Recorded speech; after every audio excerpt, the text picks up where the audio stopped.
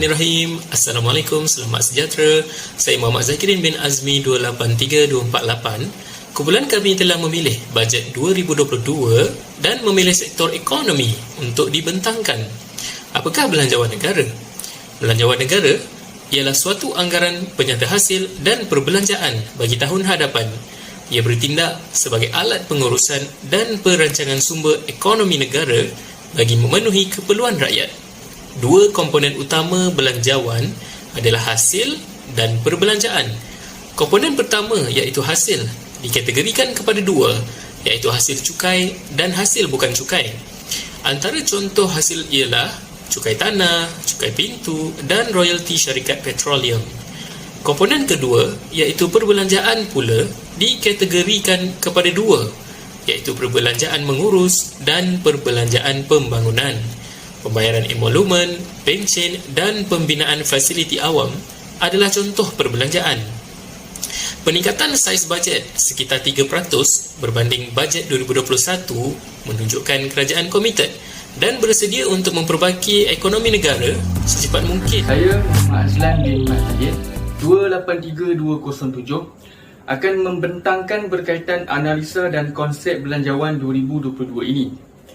Belanjawan 2022 ini memfokuskan sebahagian besar kepada ekonomi, antaranya perniagaan yang berdaya tahan dan ekonomi yang makmur dan mampan. Kedua-dua fokus ini disokong dengan 7 strategi dan 22 inisiatif.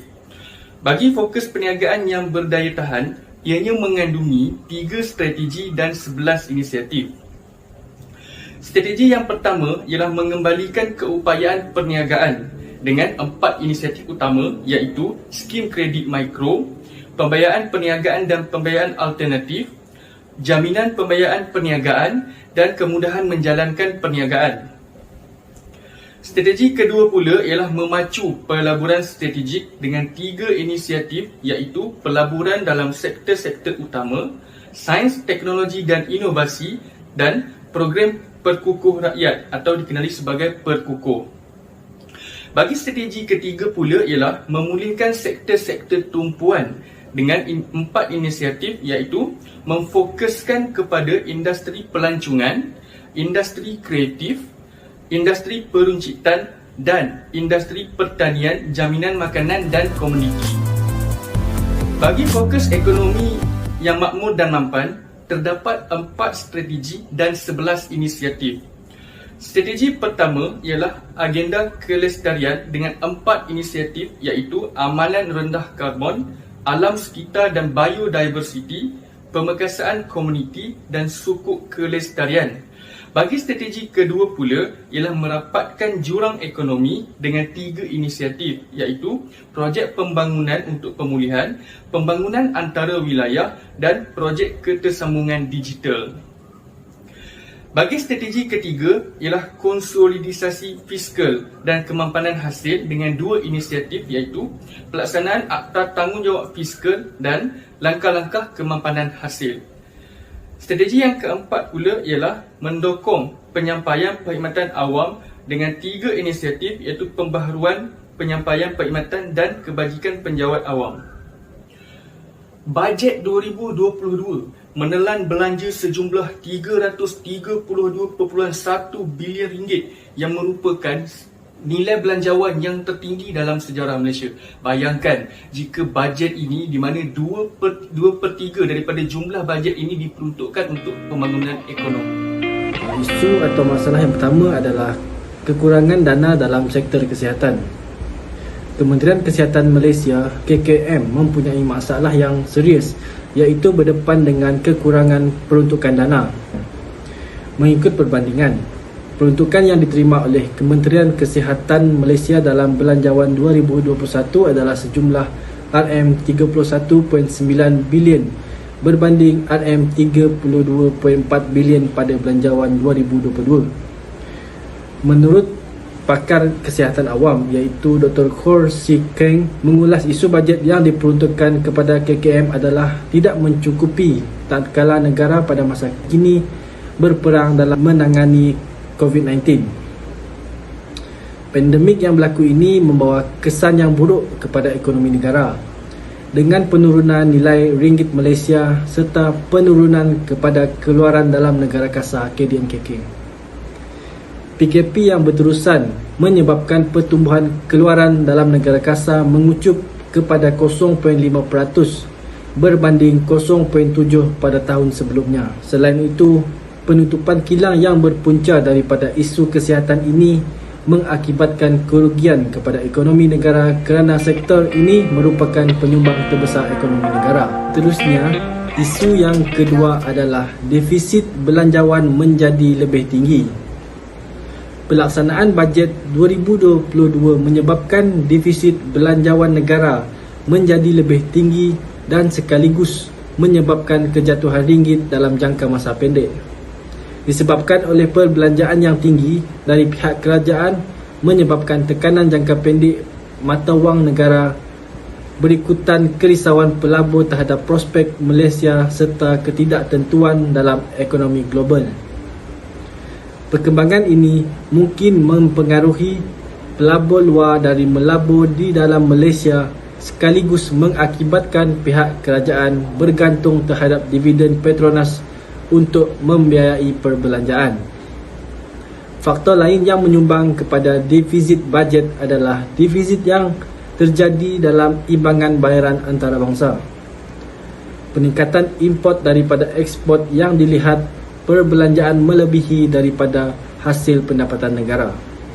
Langkah kerajaan menambah hutang telah menyumbang kepada bajet defisit menyebabkan kadar hutang strukturali daripada 55% kepada 60% dan seterusnya 65% kepada keluaran dalam negara kasar KDNK. Akhir sekali, isu berkaitan ketidakpatuhan cukai. Menurut Lembaga Hasil Dalam Negeri, sejumlah 31.598 entiti terdiri daripada individu, syarikat perniagaan dan lain-lain dikesan tidak melaporkan pendapatan sebenar. Dianggarkan sejumlah RM665 juta nilai ketirisan cukai langsung yang dialami oleh negara. Mengikut rangka kerja pungutan cukai, seramai 186,346 individu gagal menjelaskan tunggakan bayaran cukai kepada kerajaan yang dianggarkan sebanyak RM12.9 bilion. Melihat kepada jumlah tersebut akan mengurangkan sedikit pendapatan hasil negara serta merencatkan program-program yang telah dilaksanakan oleh pihak kerajaan. Antara beberapa cabaran untuk merealisasikan bajet tersebut adalah yang pertama, kemelesetan ekonomi negara. Pihak kerajaan terus berusaha meningkatkan pendapatan rakyat ketika negara dilanda wabak COVID-19 yang melanda negara dan memulihkan sektor ekonomi di Malaysia. Malaysia turut mengalami banyak kerugian yang mencecah berbilion ringgit kerana semua sektor-sektor ekonomi di negara kita terpaksa dihentikan. Ia melibatkan sektor pelancongan yang mengalami kerugian lebih daripada 45 bilion serta dalam sektor pembinaan kerugian hampir mencecah 42 bilion disebabkan Malaysia menjalankan arahan Perintah Kawalan Pergerakan untuk memastikan wabak COVID-19 tidak terus. Yang kedua, cabaran menghasilkan perniagaan yang berdaya tahan. Sektor perusahaan kecil dan sederhana PKS juga terus merudum kesan daripada permintaan yang kurang serta kesukaran mendapatkan sumber untuk penghasilan dan pengeluaran dalam tempoh PKP bermula. Kedudukan kewangan PKS yang naik turun menyukarkan mereka mengimbangi struktur kewangan syarikat dan tiada pekerja mahir serta berpengalaman kerana telah diberhentikan semasa penurunan pandemik COVID-19. Yang ketiga, cabaran untuk rangka pemerkasaan dan cabaran penaikan pelabur asing. Cabaran yang dihadapi oleh pihak PBT adalah harus menepis segala prefiksi negatif dari masyarakat terhadap penjawat awam. Jika ada pembangunan, banyak yang perlu dikorbankan antara kawasan hijau serta rebakan bandar daripada perancangan bandar yang lemah. Ia juga menyebabkan bandar berkenaan akan menjadi tumpuan untuk mencari sumber pendapatan dan jumlah penduduk akan mula bertambah. Banyak pelabur yang berminat untuk melabur di negara disebabkan pelbagai faktor, akan tetapi hasrat mereka tersekat kerana situasi politik semasa. Malah ini dinyatakan dengan penurunan FDI sejak beberapa tahun kebelakangan ini sejak kemelut politik berpanjangan. Pertama adalah kadar cukai. Dalam bajet ini, kerajaan telah memperkenalkan cukai makmur. Cukai keuntungan luar biasa ini pada asalnya hanya dikenakan ke atas produk kelapa sawit sahaja. Namun kini diperluaskan ke atas keuntungan terhadap semua jenis perniagaan.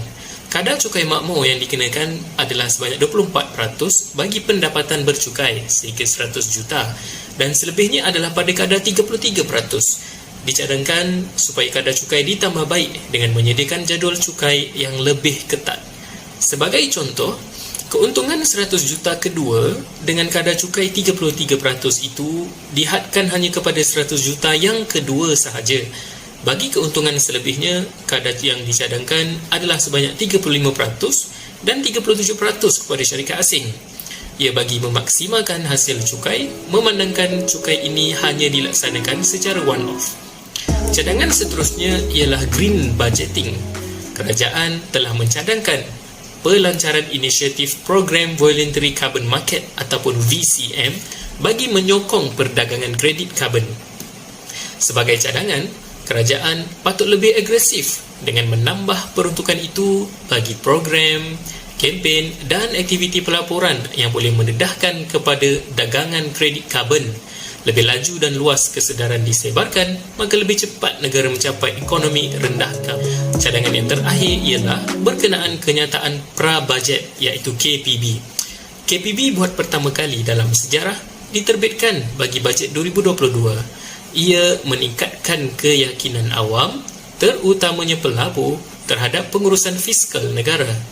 Setakat ini, orang awam hanya dilibatkan di peringkat eksekutif, tetapi tidak di peringkat legislatif dan peringkat audit. Peluang pelibatan patut diberikan sebelum belanjawan diluluskan dan juga semasa tempoh audit. Langkah kedua, Parlimen Malaysia memberikan pengawasan yang lemah semasa peringkat perancangan dan pelaksanaan. Dicadangkan supaya jawatan kuasa belanjawan mesti menyemak cadangan belanjawan dan menyediakan laporan tersebut kepada umum. Di peringkat pelaksanaan pula, wajar diberikan akses semakan oleh agensi bebas untuk menyemak proses audit yang dilaksanakan. Akhir sekali, akses awam kepada maklumat tentang cara kerajaan pusat meningkatkan dan membelanjakan sumber awam mestilah disediakan. Tambah baik, wajar dibuat dengan menyediakan laporan setengah tahun iaitu mid-year review. Tambahan maklumat juga patut dikemas kini seperti dana tambahan belanjawan dan liability luar jangka. Secara tuntas, bajet 2022 amat menitik beratkan pemulihan ekonomi. Analisa dan tindakan segera mestilah diambil mengikut prosedur dan disiplin untuk memastikan negara terus maju ke hadapan. Sesiapa dan di mana pun kita sepatutnya mempunyai peluang untuk mengambil bahagian dalam proses penyediaan belanjawan supaya tidak ada pihak yang ketinggalan dalam pembangunan negara.